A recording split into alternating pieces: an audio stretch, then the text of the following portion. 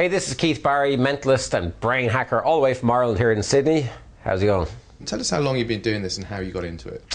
Well, I've been performing magic since I'm 5 or 6, and I really got interested in psychology and kind of human behavior when I was in college. That was when I was 18, 19.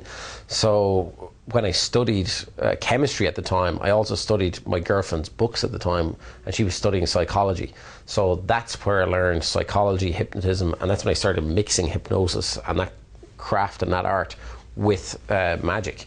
Which is kind of now, I suppose, a grey area known as mentalism / brain hacking. So that's kind of where it changed from just doing magic to doing what I do now. I want you to think of somebody that's passed away, okay? But somebody who obviously brings back happy memories. Yeah. Have you got somebody in mind? That's one. So you're going to take my pulse, and I'm genuinely going to go slow down and stop my heart. And what you're about to see is not a trick, it's real. I've done it not only on television, I've done it in hospitals. And I'm going to stop my heart. And when I've stopped my heart, I'm going to try and get a sense of this person that you're thinking of, okay? Go ahead and take my pulse. Okay, with your other hand, I want you to indicate up and down so people at home can see my pulse as you indicate it up and down. The same rate and speed as my pulse. Good?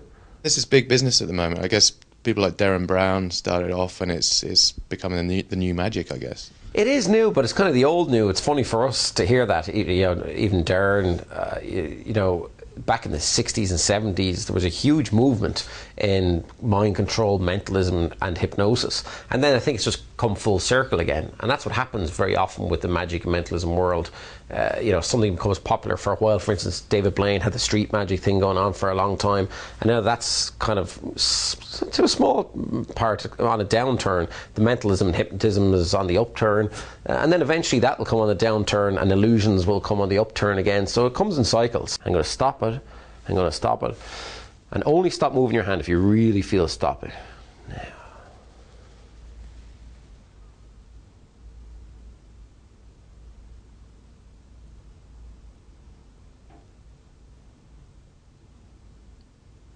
Go on.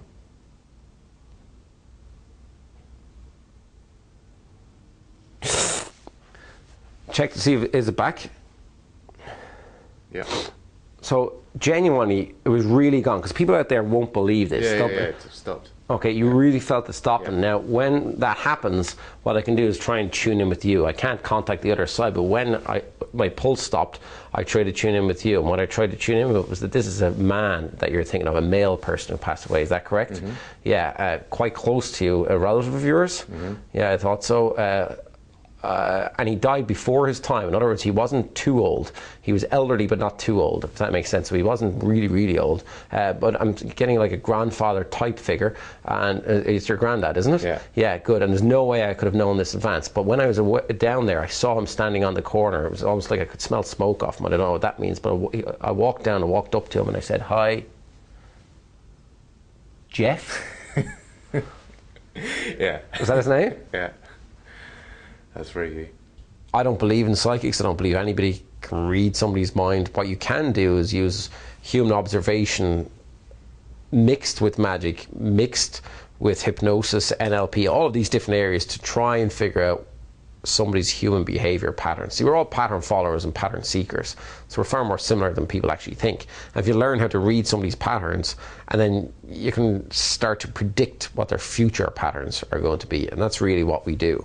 But it takes a long time to learn these skill sets. We've all heard scientists say 70 to 80% of all communication is non-verbal, if not more than that. We hear that, but then nobody knows any more than that. And that's what we do. We investigate, what is non-verbal, and then you learn about eye accessing cues, facial cues, down to reading somebody's carotid artery in their neck.